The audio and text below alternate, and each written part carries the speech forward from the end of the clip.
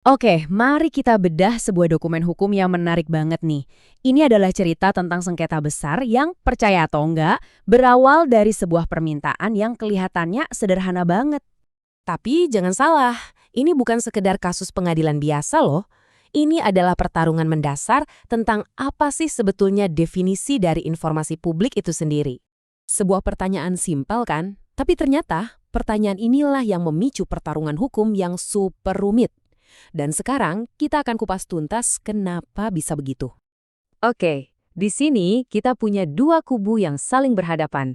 Di satu sisi ada sebuah perusahaan swasta, dan di sisi lain ada lembaga pemerintah yang besar, lengkap dengan tim hukumnya yang tangguh.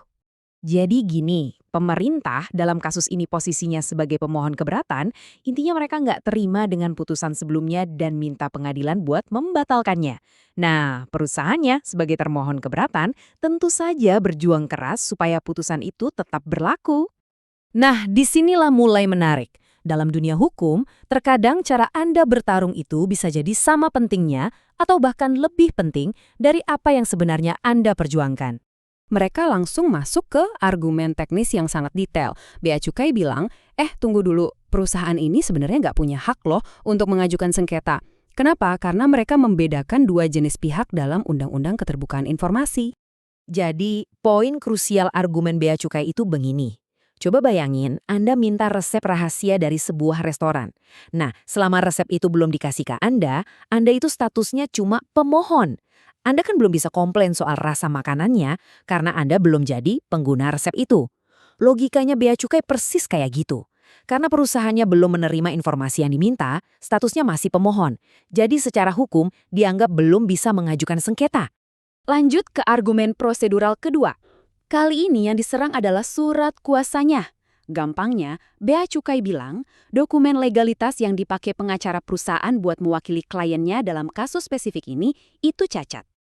Intinya, Bea Cukai menganggap surat kuasa dari pengacara perusahaan itu banyak salahnya. Salah sebut nama pihak lah, salah sebut objek sengketanya lah. Dan karena kesalahan-kesalahan teknis ini, mereka berargumen kalau surat kuasa itu nggak punya kekuatan hukum yang spesifik dan benar untuk kasus ini. Oke, argumen ketiga, ini juga soal prosedur, salah alamat. Jadi, menurut aturan, ada 3 langkah yang harus diikuti. Pertama, minta informasi. Kedua, kalau nggak puas, ajukan keberatan ke atasan pejabatnya. Ketiga, barulah mengajukan sengketa. Nah, Bea Cukai menemukan celah di langkah kedua ini. Menurut Bea Cukai, perusahaan ini salah kirim surat keberatan. Harusnya dikirim ke Direktur Jenderal Bea Cukai, ini malah dikirim ke Inspektur Jenderal Kementerian Keuangan. Gara-gara salah alamat ini, argumen mereka langkah kedua jadi nggak pernah sah diselesaikan. Akibatnya, seluruh kasus ini dianggap diajukan terlalu dini alias prematur. Oke, lupakan sejenak semua masalah teknis tadi. Sekarang kita masuk ke jantung perdebatannya. Bea Cukai bilang, andai kata pun semua prosedur diikuti dengan benar, informasi yang diminta itu sendiri pada dasarnya bukanlah informasi publik. Karena memang undang-undang itu membedakan dengan jelas ya. Nggak semua hal yang diketahui atau dimiliki oleh lembaga pemerintah itu otomatis dianggap informasi publik yang bisa diakses semua orang. Mereka berargumen bahwa permintaan perusahaan ini gagal memenuhi semua syarat kunci tadi. Menurut mereka, rumus perhitungan itu bukan produk akhir, sifatnya individual, dan nggak relevan bagi masyarakat luas. Itu hanyalah coret-coretan kerja internal, bukan dokumen yang ditujukan untuk publik.